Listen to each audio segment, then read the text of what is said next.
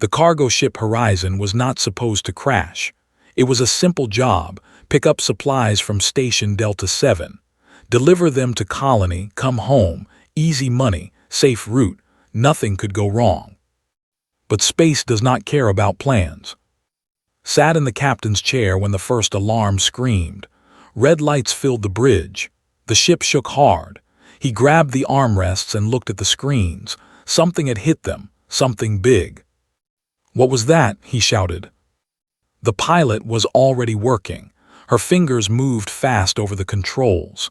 Asteroid field, it came out of nowhere. The navigation system didn't see it. Another impact. The ship tilted.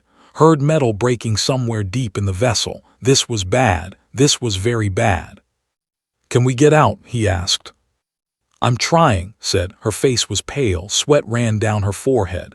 "The engines are damaged. We're losing power." His voice came through the speakers. She was in the engine room. "Captain, we have a big problem. The main reactor is cracked. I can keep us alive for maybe 10 minutes. After that, we lose everything." Closed his eyes for 1 second. He had been a captain for 12 years.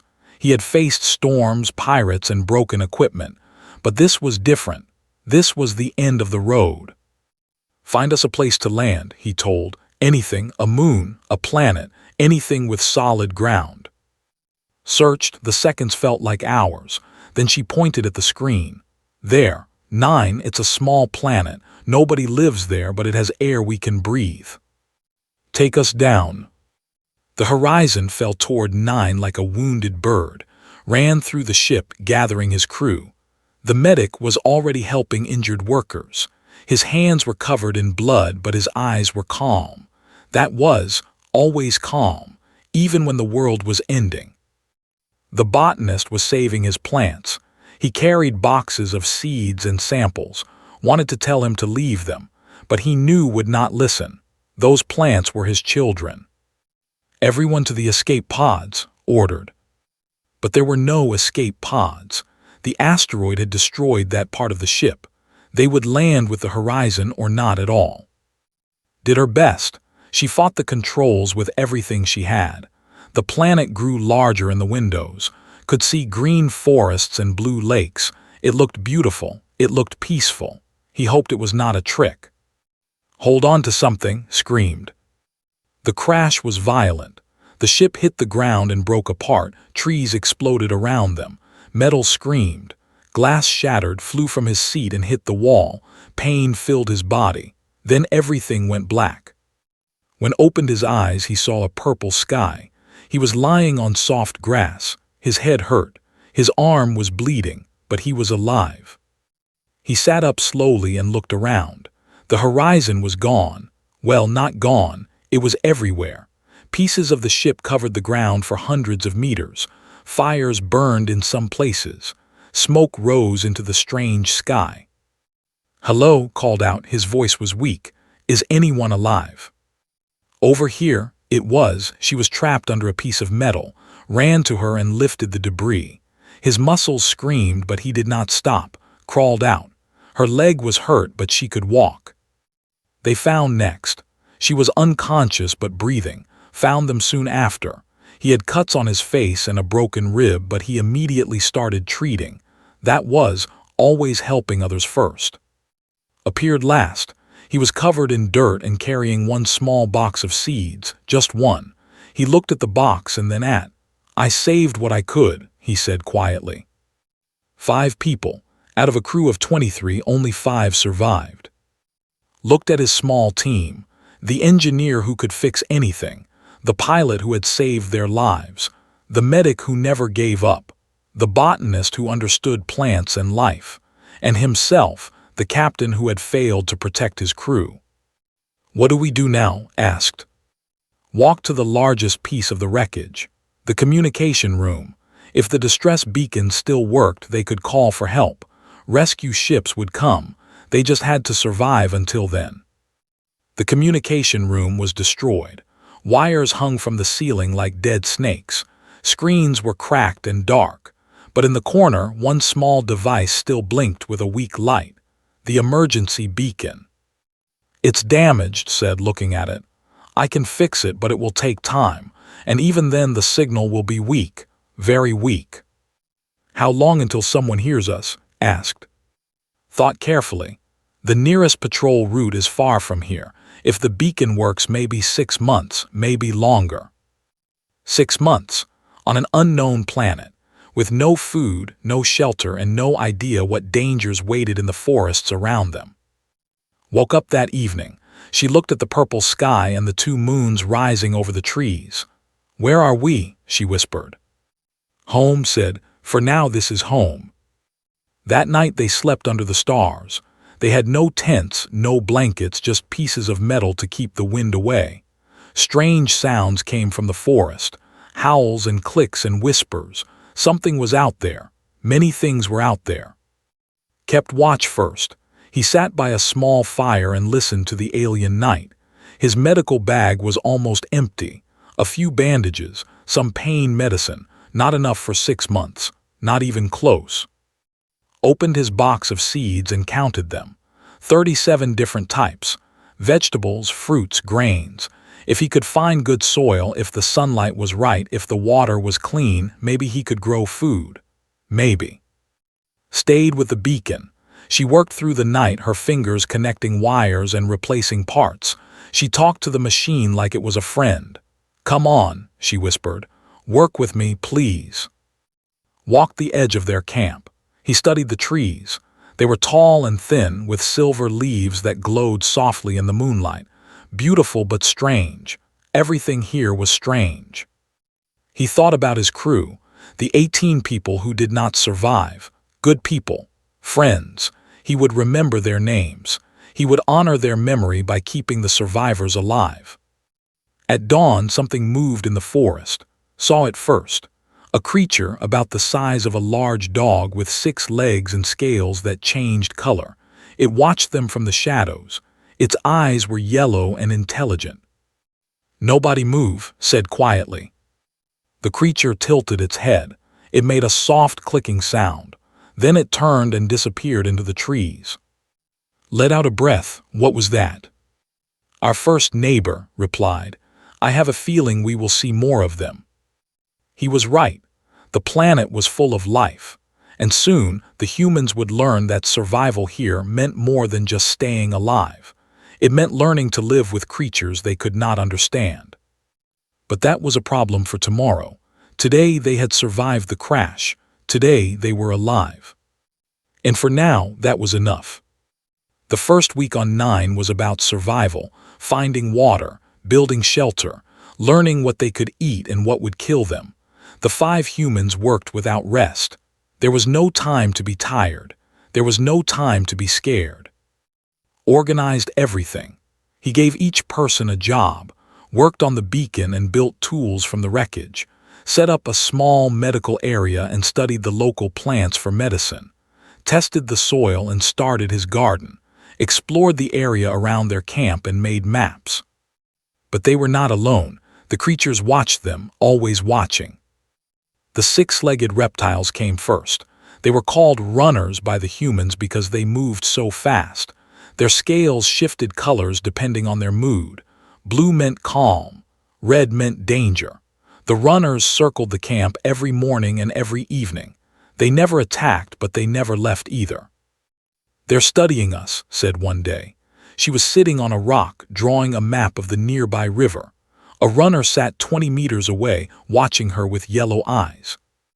Or waiting for us to make a mistake, replied. He did not trust the creatures. He had seen too many injuries from animal attacks on other planets. Watched the runner carefully. It was a beautiful animal in a strange way, strong muscles under smooth scales, sharp claws that could cut metal, but there was something in its eyes, something almost curious. We need to make friends with them, said. Everyone looked at him like he was crazy. They have teeth the size of my fingers, pointed out, and claws, big claws. I know, but we're on their planet. We're the visitors here. If we fight them, we will lose. There are 5 of us and hundreds of them. Understood first. So we make peace, like we do with other species in the galaxy. Exactly. The problem was communication. Humans could not speak runner language. The clicks and hisses meant nothing to human ears, but noticed something interesting. When she hummed while working, the runners came closer. When she sang softly, they sat down and listened. "They like music," she told the others that night. "I think sound is important to them, maybe more important than sight." The next morning, walked toward the nearest runner. Wanted to stop her, but he trusted her instincts. She was the best pilot he had ever known. She understood movement and space better than anyone. Stopped 5 meters from the runner, it tensed.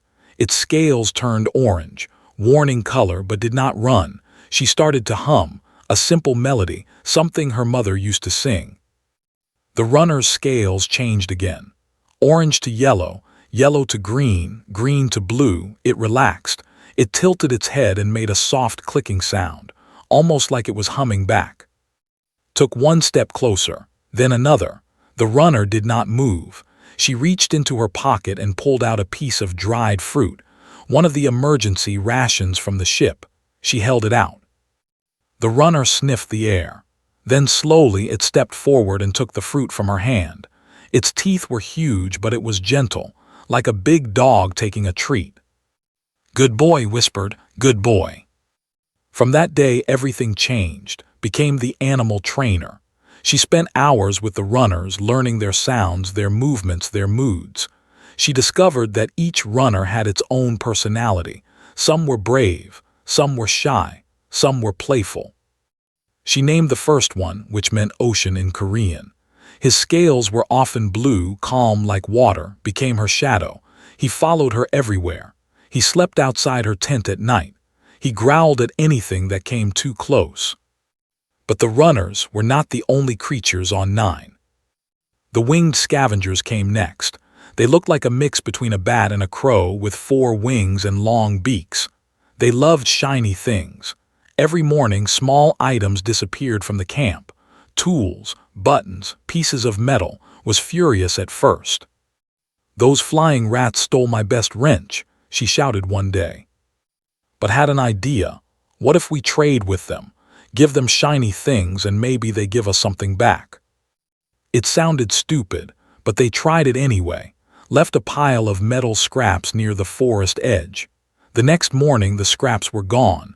In their place was a collection of strange objects, colorful stones, unusual seeds, something that looked like dried meat. "They're trading with us," said, amazed. "They understand exchange." The humans started leaving gifts regularly. The scavengers brought more things. Some were useful, some were just pretty, but the important thing was the relationship. The scavengers stopped stealing and started sharing. Tried her humming trick with them too. It worked, but differently.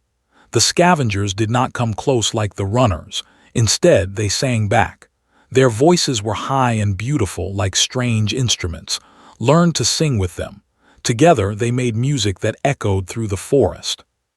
The third species was the hardest to find. They lived underground. Small, furry creatures with big eyes and soft hands. The humans called them diggers because they made tunnels everywhere. Discovered them by accident. He was collecting plants near a hill when the ground collapsed under him. He fell into a digger tunnel and found himself surrounded by dozens of the small creatures. He expected them to attack. Instead, they brought him water and fruits. They touched his face with their tiny fingers, curious but gentle. "They saved me," told the others that night. He was still shaking from the experience. "I was stuck and they dug me out. They could have left me there. They could have killed me, but they helped me." After that became the digger expert. He learned that they were very smart. They built complex tunnel systems with different rooms for different purposes. They stored food. They raised their young in safe places. They even had something like hospitals where they cared for sick diggers. The diggers liked music too, but their favorite thing was warmth. When sat near their tunnels with a small fire, they came out to sit with him. They pressed their furry bodies against his legs and made soft purring sounds, like cats but smarter. By the end of the first month, the camp had changed. Runners patrolled the edges, protecting the humans from larger predators. Scavengers brought useful materials from far places. Diggers helped with building, their small hands perfect for detailed work. "We have pets," said one evening, watching Chase a digger around the camp. The digger was not scared, it was playing. "Alien pets." "Not pets," corrected her. "Partners, they choose to be here, they could leave any time." Sat by the fire and watched his strange new family. 3 alien species working together with humans. It should have been impossible. Every textbook said alien wildlife was dangerous. Every training manual said to stay away from local creatures. But the textbooks were wrong. Or maybe humans were different.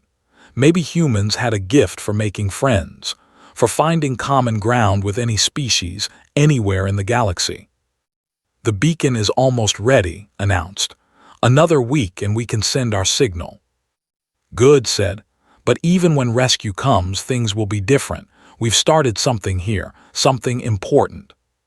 He looked sleeping peacefully next to, at the scavengers sitting on the roof of their shelter, at the diggers peeking out from their tunnels.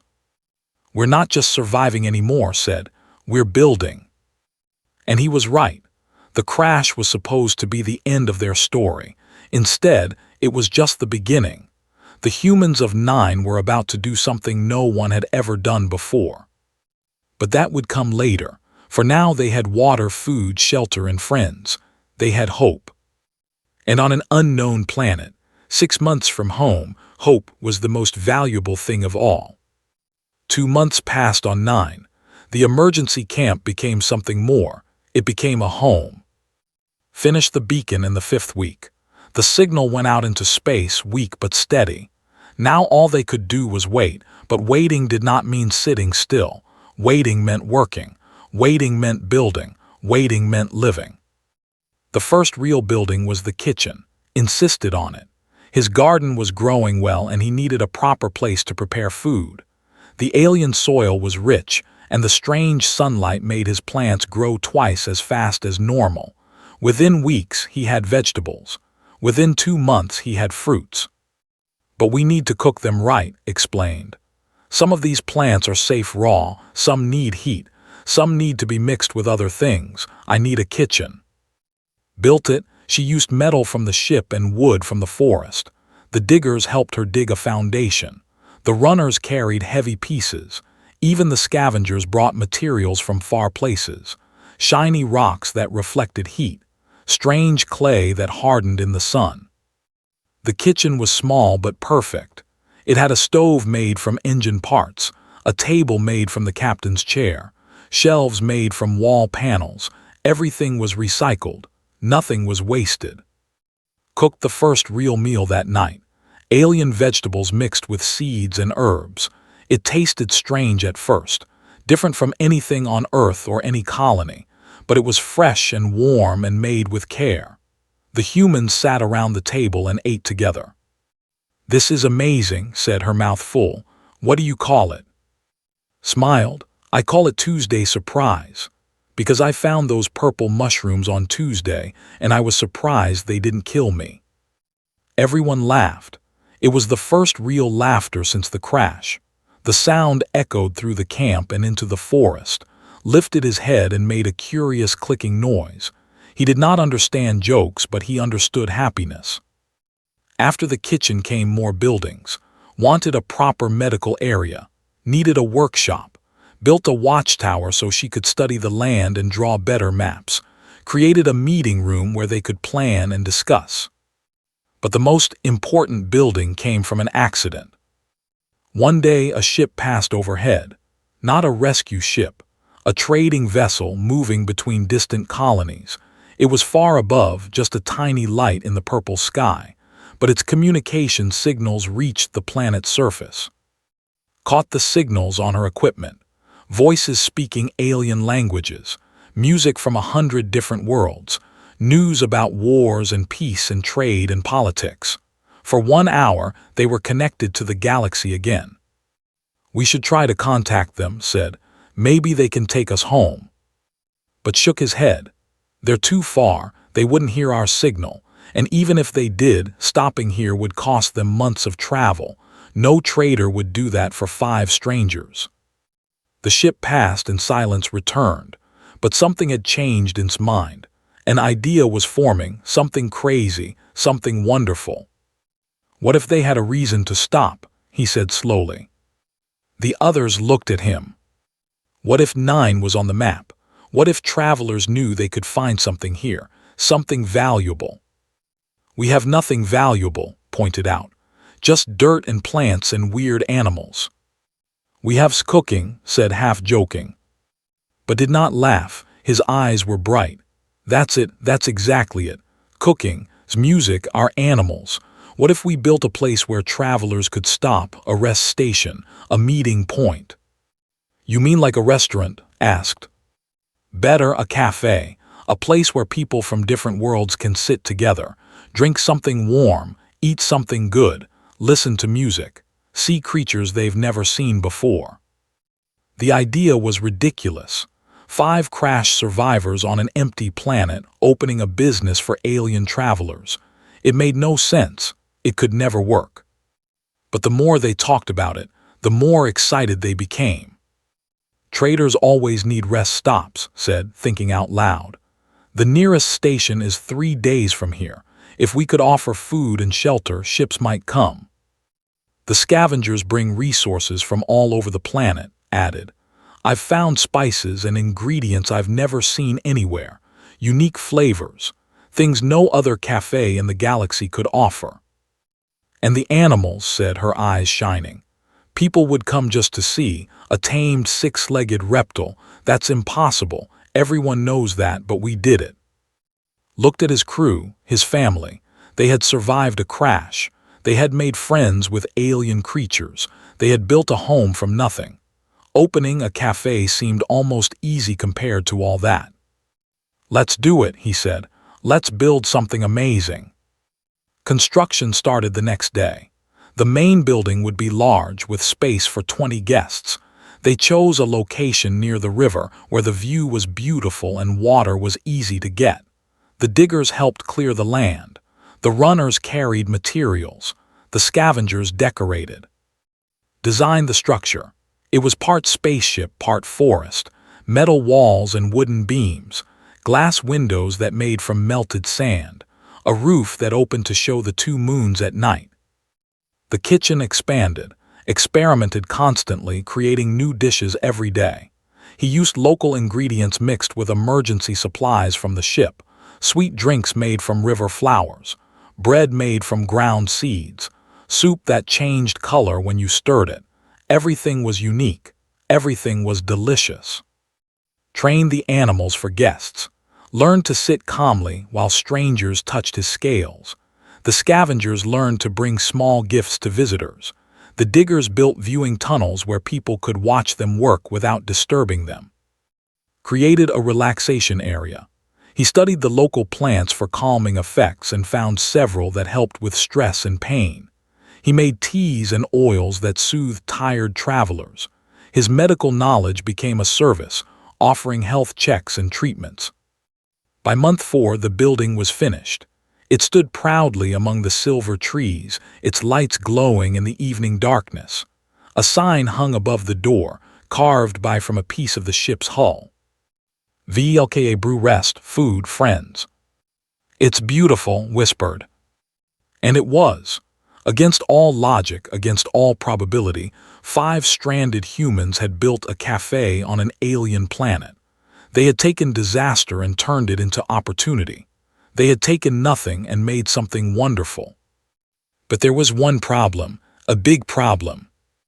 We built a cafe, said, stating the obvious, but we have no customers. No one knows we're here. Smiled, he had thought about this too. The beacon is sending our distress signal, but modified it. She added our location and a message. Brew food and rest for travelers. Anyone who catches the signal will know we're here. Will anyone actually come? Asked. I don't know, admitted. But we've done everything we can. Now we wait and hope. That night they opened brew for the first time. The only customers were the runners, the scavengers, and the diggers, played music, served food, made tea, fixed a broken light, watched the sky through the open roof. Somewhere out there, ships were traveling between stars. Somewhere out there, beings from 1,000 different worlds were searching for a place to rest. Somewhere out there, someone would hear their signal. And when they came, brew would be ready. The humans raised their cups together. To our cafe, said. To our home, added. To the future, they all said together. Outside howled at the twin moons, and the scavengers sang their strange songs, and the diggers tapped their little feet in the tunnels below. The forest was alive with sound and light and hope. Brew was open for business. Now they just needed the galaxy to notice. The first customer arrived on a Tuesday afternoon. Was playing her guitar on the cafe porch when she saw it. A light in the sky getting bigger. Not an asteroid, not a bird. A ship. A real ship descending toward 9. She screamed, "Someone's coming." Everyone ran outside. They watched the vessel land in the clearing behind the cafe. It was small, old, covered in rust and patches. A trader ship. Not fancy but functional. The kind of ship that traveled to forgotten corners of the galaxy. The door opened and a creature stepped out. It was tall and thin, with gray skin and 4 arms. Its face had no nose, just 2 large eyes and a small mouth. It wore simple clothes and carried a bag over one shoulder. "Is this Brew?" the creature asked. Its voice was soft, almost musical. Stepped forward. "Yes, welcome. Are you a customer?" The creature made a sound that might have been laughter. "I hope so. I've been traveling for 8 days without proper food. I caught your signal 3 days ago. A cafe on an empty planet. I had to see it for myself." His name was difficult to pronounce, so he told them to call him Gray. He was a spice trader, moving rare ingredients between colonies. He had expected to find a joke or a trap. Instead, he found Brew. Cooked him the best meal they had. Fresh vegetables, spiced meat, bread still warm from the oven. Gray ate slowly, savoring every bite. His 4 hands moved in complicated patterns of pleasure. "This is extraordinary," he said. "These flavors, I've never tasted anything like this. What are these spices?" "Local plants," explained proudly. "You can't find them anywhere else." Gray's eyes widened. "Exclusive ingredients on an uncharted planet. Do you know how valuable this is?" After the meal played music for him. The runners came to watch, their scales turning peaceful blue. The scavengers sang along. Gray sat very still, his mouth slightly open. "The creatures," he whispered. "There. Tamed. How is this possible? These species are known to be aggressive. Every explorer's guide says so." "The guides were wrong," said simply. "They just needed kindness." Gray stayed for 2 days. He rested. He ate. He watched play with the diggers. He tried calming tea and slept better than he had in years. When he left, he paid them with fuel cells and spare parts and something more valuable than either. "I know every trader in this sector," he told. "I'm going to tell them about this place, every single one." Word spread faster than light. Within weeks, more ships came. A family of blue-skinned miners exhausted from months of work. A pair of robot merchants looking for unique goods to sell. A scientist studying unknown worlds. A poet searching for inspiration. Each visitor was different. Each had their own needs. But Brew had something for everyone. Good food, peaceful music, amazing animals, rest and comfort on a beautiful planet. The cafe grew, built more tables, expanded his garden, opened a small clinic for travelers with health problems, started offering animal tour, showing guests the runners, scavengers, and diggers in their natural habitat. The creatures became famous. Visitors could not believe what they saw. Aggressive alien wildlife working peacefully with humans, sitting with guests, playing with children, helping around the cafe. It went against everything they knew about the galaxy. "How do you do it?" asked a visitor one day. She was a zoologist who had studied alien life for 30 years. "How do you make them trust you?" Thought about the question. We don't make them do anything, we asked. We listened. We shared. Trust isn't something you take, it's something you build together. The zoologist wrote a paper about Brew. It spread through academic circles. Scientists from across the galaxy became interested. Some came to visit. Some asked to study. The little cafe on the empty planet became a topic of serious research. But not everything was academic. Brew was also fun. Organized concerts under the twin moons, held cooking classes for interested guests, taught meditation using digger purring sounds, gave engineering workshops with scraps from the crashed ship. The 5th month brought their biggest challenge yet. A large passenger vessel appeared in orbit. It carried over 50 travelers, all wanting to visit the famous Brew, 50 guests, 5 humans. It seemed impossible. But the creatures helped. Runners guarded the perimeter, keeping everyone safe. Scavengers carried supplies from the storage area to the kitchen. Diggers cleaned and organized, their small hands perfect for detailed work. The cafe operated like a machine, every part working together. "This is incredible," said the ship's captain, a stern woman with silver hair. "I've seen colony restaurants with 30 staff members that couldn't handle this. You have 5 humans and some animals." "We have partners," corrected her. 5 humans and many partners." The captain smiled. It was the first time she had smiled in months. "I'll remember that. Partners, not pets, not workers, partners." Stories traveled with every ship that left Brew.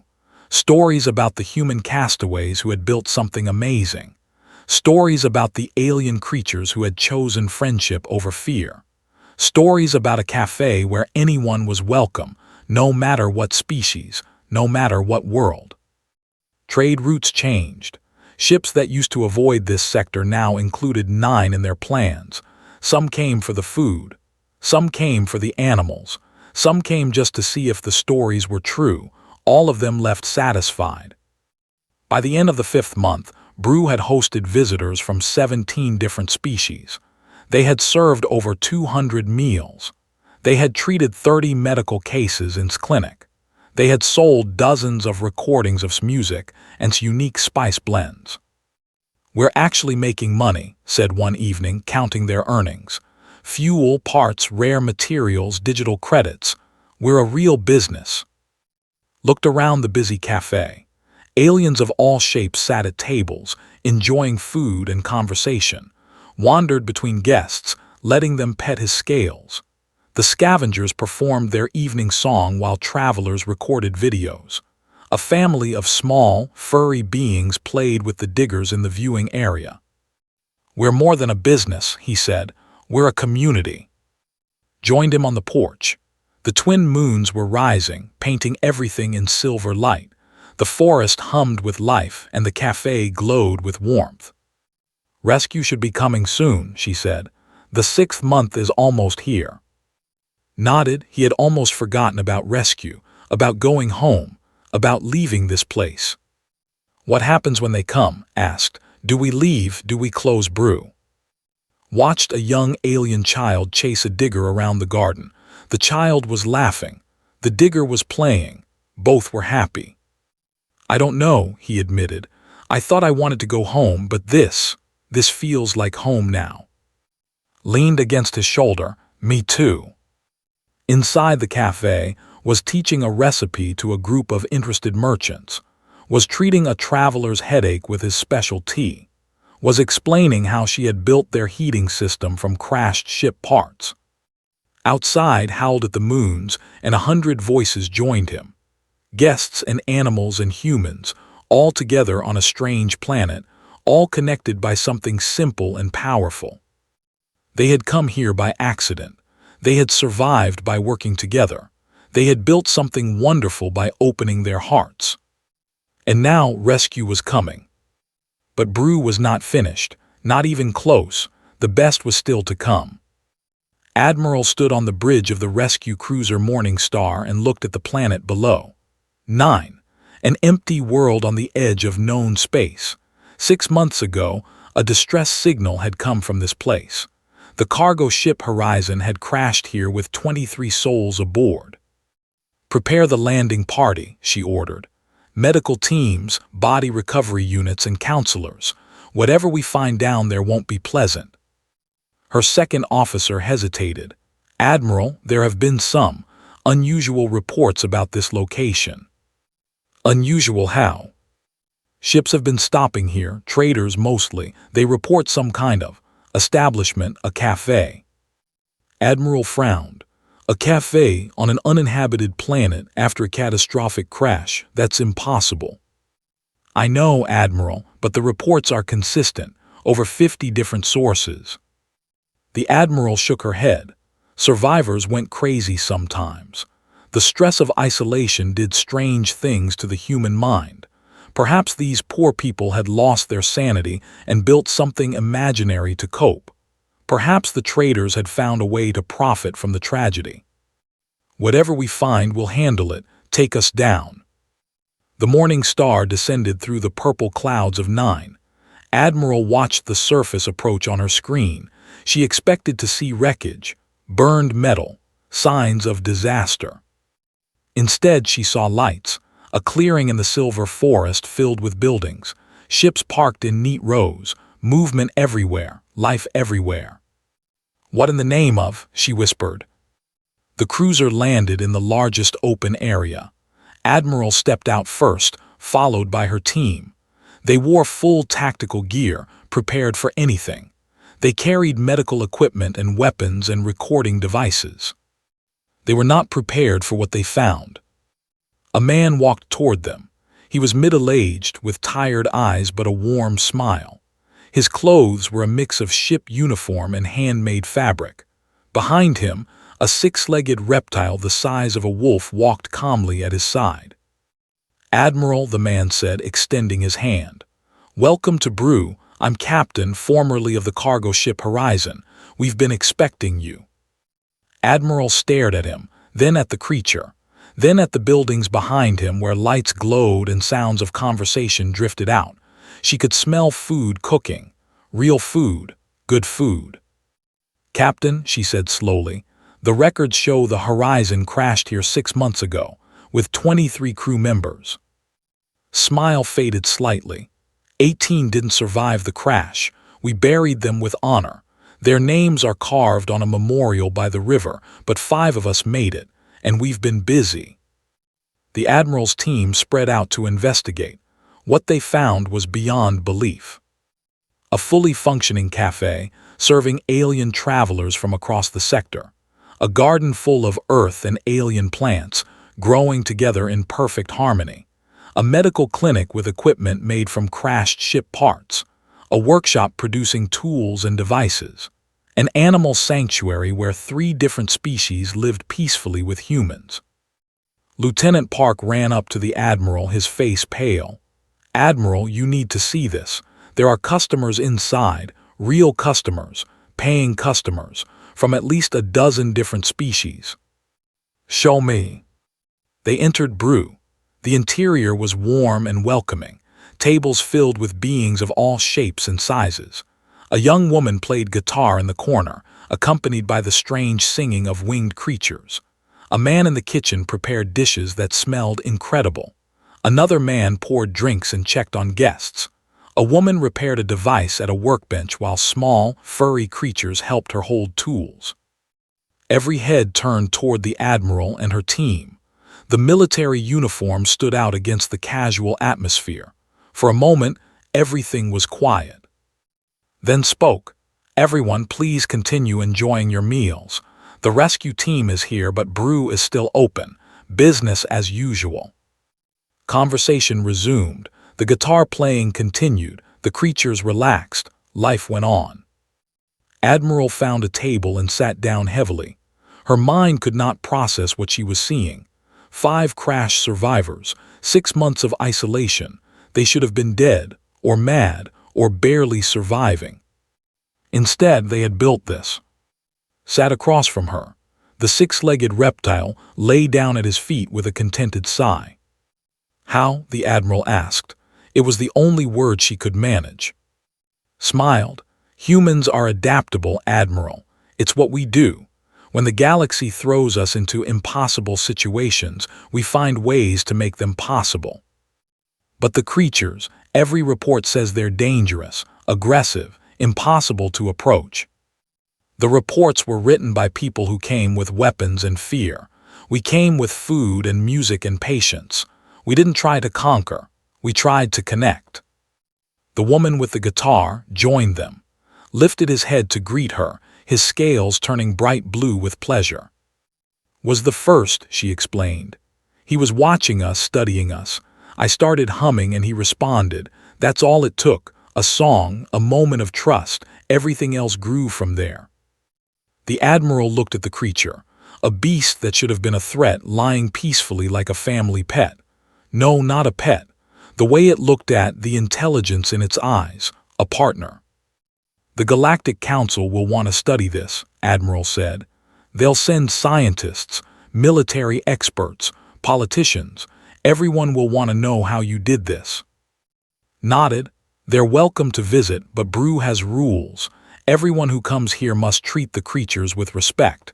No experiments, no exploitation. This is their home. We're just guests who got invited to stay. The Admiral was quiet for a long time. She had commanded ships for 30 years. She had seen colonies rise and fall. She had witnessed first contacts with new species, sometimes peaceful, sometimes violent. But she had never seen anything like this. "What do you want, Captain?" she finally asked. "We came to rescue you, to take you home. Is that still what you want?" Looked around the cafe, at his crew, his family, at the creatures who had become their friends, at the travelers who had found rest and comfort in this impossible place. "Home," he repeated the word. "This is home now, Admiral, but we would appreciate some official recognition, supply routes, legal protection, maybe even some new equipment. Brew has grown beyond what we imagined and it's going to keep growing. You want to stay here forever." "Not forever, but for now. We started something here, something important. A place where humans and aliens can meet as equals, where different species can share meals and stories, where the galaxy can come together over a cup of good coffee." He stood up and gestured to the room. "Look at them, Admiral. 17 species sitting together in peace. No weapons, no fear, just food and music and conversation. When was the last time you saw something like this?" Admiral looked. A merchant from the outer colonies laughing with a scientist from the core worlds. A family of miners playing with diggers. A robot reading poetry to a group of young beings. Everywhere she looked, she saw connection, community, hope. "Never," she admitted. "I've never seen anything like this." Smiled and extended his hand again. "Then stay for dinner, Admiral. Let us show you what Brew is all about. And when you go back to tell the Council about us, tell them the truth. 5 humans crashed on an empty planet and built a bridge between worlds." Admiral took his hand and shook it. "I'll tell them," she promised. "I'll tell everyone."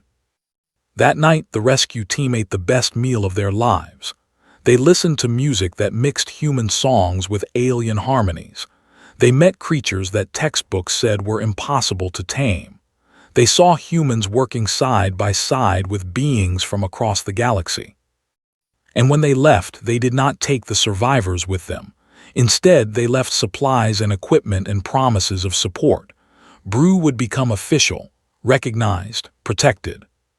Stood on the cafe porch and watched the morning star rise into the purple sky. Stood beside him at their feet and joined them. "We did it," said quietly. "We actually did it." "We're not done yet," replied. "This is just the beginning." He looked at the cafe behind him, glowing with light and life. At the forest full of creatures who had chosen friendship. At the stars above, full of travelers who would hear about this place and want to see it for themselves. 6 months ago, they had crashed here with nothing. Today, they had everything that mattered. Home, family, friends, purpose. And the best coffee this side of the galaxy. Smiled. "Who wants breakfast?"